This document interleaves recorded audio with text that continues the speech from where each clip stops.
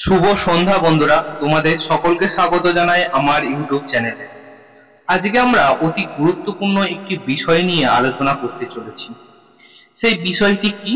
সেই বিষয়টি হলো নিউ রিক্রুটমেন্ট 2025-এর যে জিডিএস রিক্রুটমেন্ট আসছে, এই রিক্রুটমেন্টে কিন্তু একটা বিরাট বড় আপডেট উঠে এসেছে। এই আপডেটটাকে নিয়ে আজকে আমরা বিস্তারিত আলোচনা করব। সেই নিয়োগে যে কি বিরাট পরিবর্তন এলো সেই বিষয় সম্পর্কে জানবো। এই জিডিএস এ বসতে গেলে বা আপনাকে এই জিডিএস এ অংশগ্রহণ করতে গেলে আপনার বয়স সীমা কত হওয়া উচিত, যোগ্যতা কি কি লাগবে, শূন্য পদ আনুমানিক কত আসতে পারে।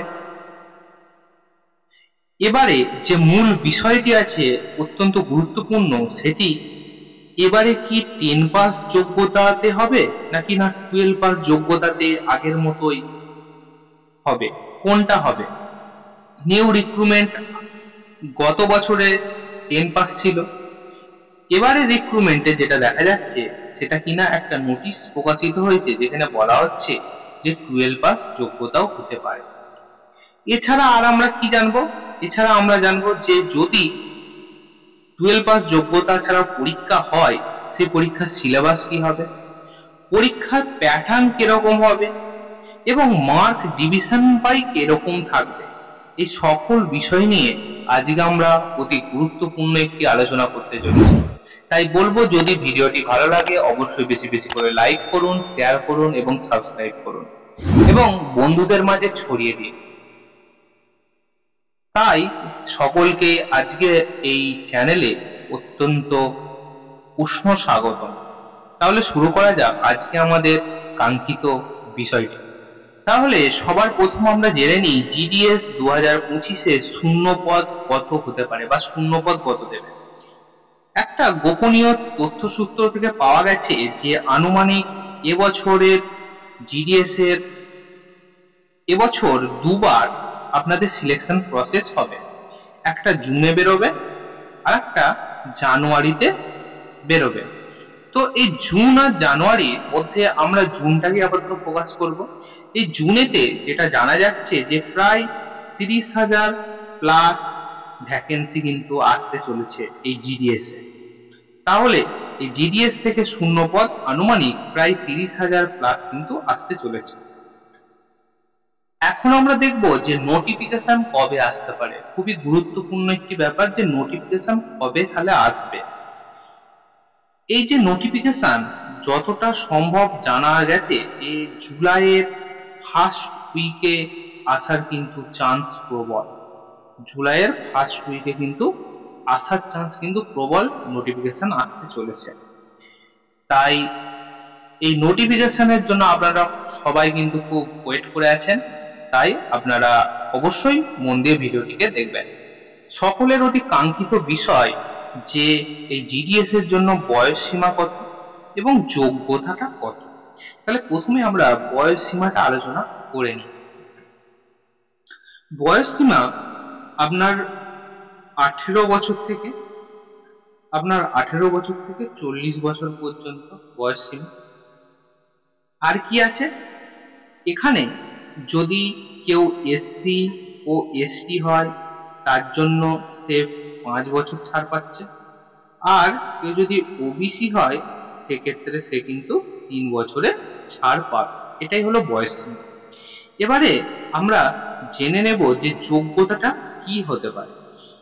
এই যে জিডিএস এর আগে, ঠিক আছে, আগেতে যেটা ছিল সেখানে আমরা দেখেছি যে আপনার যে 10 মার্কস অর্থাৎ 10 ক্লাসের যে মার্কস, সেই মার্কসের ভিত্তিতে নিয়োগ হতো। কিন্তু নিউ নোটিফিকেশন যে এসেছে সেখানে বলাই হচ্ছে যে আপনাকে 12 পাস হতেই হবে এবং তার সাথে কিন্তু একটা আপনাকে এক্সাম দিতে হবে। এখানে একটা এক্সাম কন্ডাক্ট করা হবে। সেই এক্সামটা কিভাবে হবে না হবে সেটা আমরা একটু পরেই আসছি। তাহলে আমরা দেখে নিলাম যে নিউ নোটিফিকেশন হিসেবে আপনাকে 12 পাস করতে হবে, 12 এর রেজাল্ট থাকবে এবং তার সাথে কিন্তু এক্সামও দিতে হবে। তাহলে এখন আমরা দেখে নিই যে এর সিলেকশন প্রসেসটা কি হবে। এই সিলেকশন প্রসেসের মধ্যে দুটি ধাপ আছে।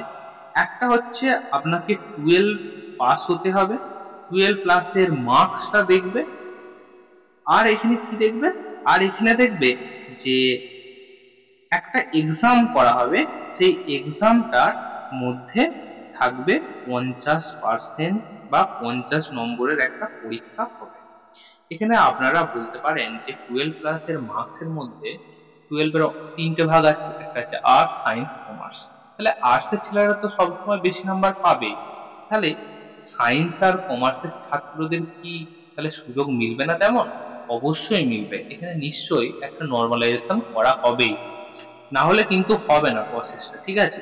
তাহলে আপনার সায়েন্সের একটা আলাদা, কমার্সের একটা আলাদা এবং আর্টসের একটা আলাদা, এরকম একটা নর্মালাইজেশন হয়েই কিন্তু ফাইনাল মেরিটে কিন্তু নাম আসবে। তাহলে আমরা সিলেকশন প্রসেসটা জেনে গেলাম। এবারে আমরা সিলেবাস সম্পর্কে জানবো। এই যে জিডিএস এ সিলেবাসটা কি হবে, সিলেবাসের মধ্যে প্রথমেই যেটি থাকবে সেটা হবে জিকে থাকবে, ম্যাথ থাকবে, আর থাকবে রিজিওনাল যে ল্যাঙ্গুয়েজ, রিজিওনাল ল্যাঙ্গুয়েজ থাকবে, ঠিক আছে? তো এইভাবে থাকবে, যেখানের মধ্যে আমরা দেখতে পাবো যে 20 নাম্বার জিকে থাকছে, ম্যাথ থাকছে 20, আর রিজিওনাল থাকছে 10। অর্থাৎ টোটাল মার্কস আমরা কিন্তু 50 পাচ্ছি। তাহলে টোটাল মার্কস কত পাচ্ছি আমরা? 50 পাচ্ছি। এই 50 নাম্বারের কিন্তু এক্সাম এবারে জিডিএস কন্ডাক্ট করছে, ঠিক আছে? তাহলে আমরা সিলেবাস কি হবে এই বিষয়ে আমরা জেনে নিলাম, কিভাবে পরীক্ষার প্যাটার্ন কি হবে সেটাও জেনে নিলাম। এখন অতি গুরুত্বপূর্ণ বিষয় নিয়ে আমরা আলোচনা করতে বসছি, এটা কি? Form fill up date. তাহলে ফর্ম ফিল আপ কবে হবে? আমরা দেখতে পাচ্ছি যে জুলাইয়ের ফার্স্ট উইকে নোটিফিকেশন আসছে, নোটিশ আসছে। সেই মতো ফর্ম ফিল আপও আপনারা দেখতে পাবেন জুলাইয়ের 2nd উইক থেকে 3rd উইকের মধ্যে আপনারা কিন্তু ফর্ম ফিল আপ পাবেন, ঠিক আছে? জুলাইয়ের 2nd এবং 3rd উইক থেকে কিন্তু ফর্ম ফিল আপ আপনারা করতে পারবেন। তাই বলবো আপনারা অবশ্যই বেশি বেশি করে পড়াশোনা শুরু করে দাও, মন দিয়ে পড়ো, ভালো করে জিকে, ম্যাথ এবং কম্পিউটার বিষয়টি ভালো করে পড়ো এবং অন্যান্য বিষয়গুলিকে পড়ো, ঠিক আছে? তাহলে দেখা হচ্ছে অন্য কোনো ভিডিওতে, অন্য কোনো দিন। After all, thanks for watching.